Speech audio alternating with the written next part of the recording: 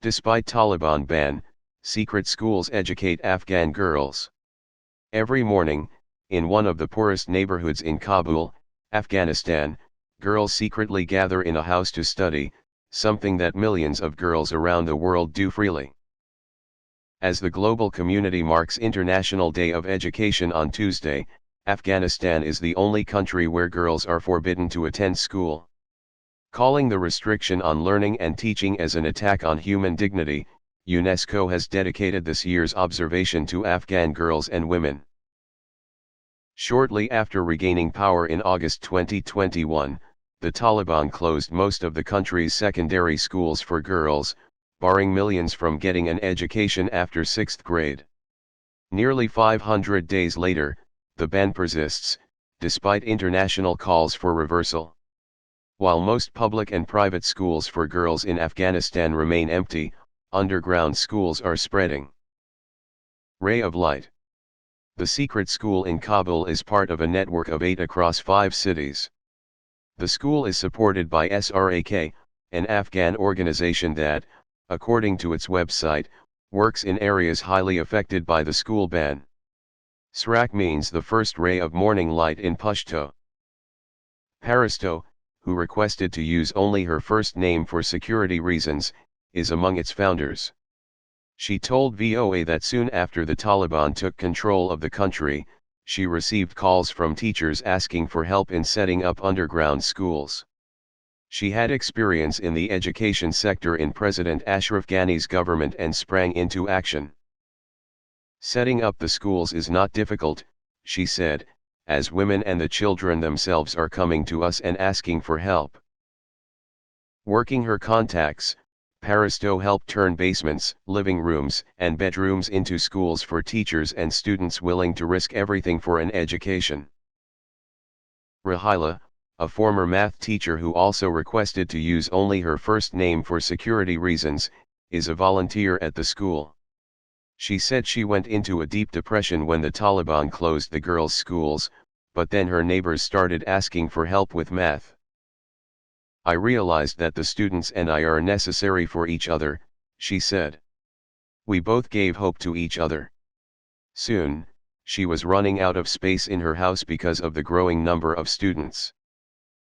That's when she met Paristo, who helped her rent a large room in a Kabul house where Rahila and 2 other educators teach math, English, sciences, and other subjects to nearly 100 girls for 3 hours a day. 18-year-old Kamila is one of Rahila's students. She likes chemistry and English and dreams of becoming a defense attorney. Without the ban, she would be finishing high school soon. But now, she is rereading material from previous grades to avoid a break in learning. I am studying so that my future is bright and orderly. And I will not be illiterate like my mother, she said. Nearly 250 women who were affected by the Taliban's ban on education in the 1990s are also learning to read and write in these underground schools. Education is free in the underground schools, as most families cannot afford tuition. SRAK members and supporters pay for rent and supplies, such as notebooks and pens. Taliban stance. Afghanistan's de facto Taliban rulers claim the educational material and environment are not in line with the country's cultural values and Islamic laws.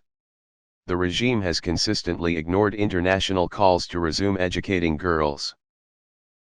In December 2022, the Taliban extended their gender-based education ban to women in universities.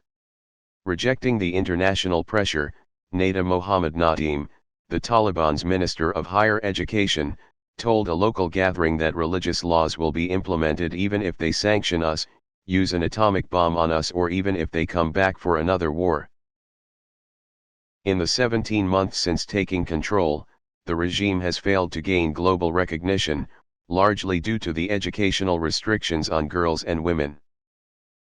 Defiance and despair. Despite the possibility of arrest and death, Rahila said the teachers and students attend the underground schools because the biggest fear for us was the death of our soul and emotions. Owners of homes where the schools operate know to brush off curious Taliban guards who often question them about activities on their property. To avoid attention, the girls are told to come and leave in pairs and not bring books. We leave our books at home and our booklets in the classroom. If we have homework, we write it on a piece of paper and put it in our pocket with our pen, Camila said. As the network of underground schools expands, it is unclear how girls like Camila will acquire a high school diploma, or how long they will be able to continue studying. There was a time in Afghanistan when girls dreamed of becoming doctors, scientists, or engineers, but now just getting a high school diploma is a struggle, Srak Sparisto said. Look at the dreams that we have killed inside our hearts, inside our minds.